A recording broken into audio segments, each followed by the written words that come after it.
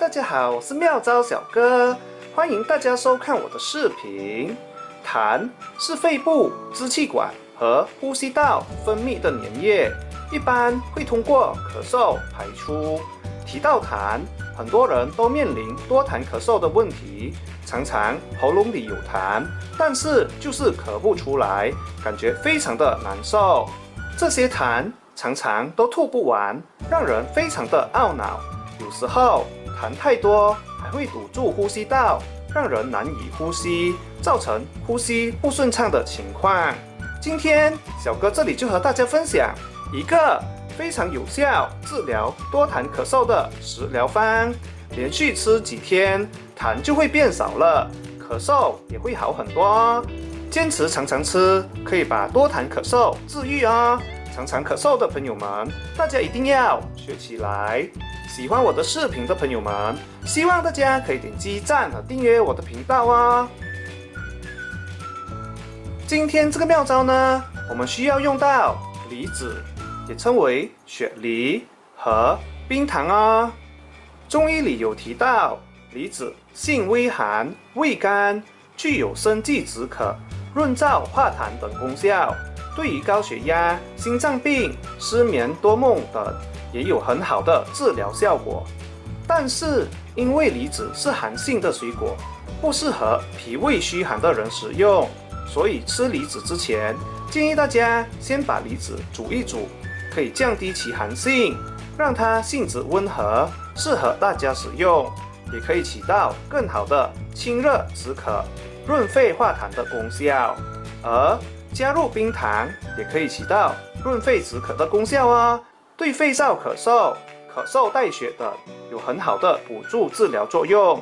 而且冰糖可以滋润咽喉部位，帮助缓解喉咙痒和咽喉炎症的症状，有助于止渴和祛痰。因此把梨子和冰糖煮水喝，就可以大大提高止渴化痰的效果。接下来呢，小哥就到厨房教大家如何煮这个冰糖雪梨汤啊。好的，方法很简单，首先准备一粒雪梨，然后把雪梨清洗干净，然后把它切成小块。好的，把雪梨放入锅中，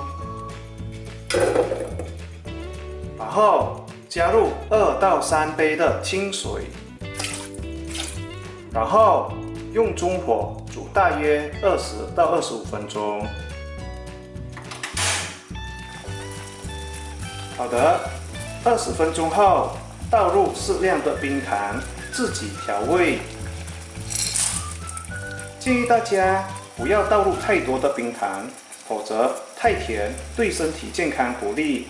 然后继续煮10分钟，让冰糖彻底的融化。好的，煮好后关火出锅，倒入一个碗中。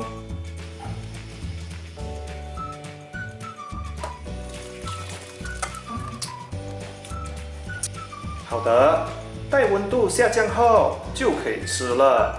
坚持吃数天，每天吃1次，就可以起到清理肺热、润燥化痰、排出肺毒的功效，可以有效的改善多痰咳嗽的情况哦。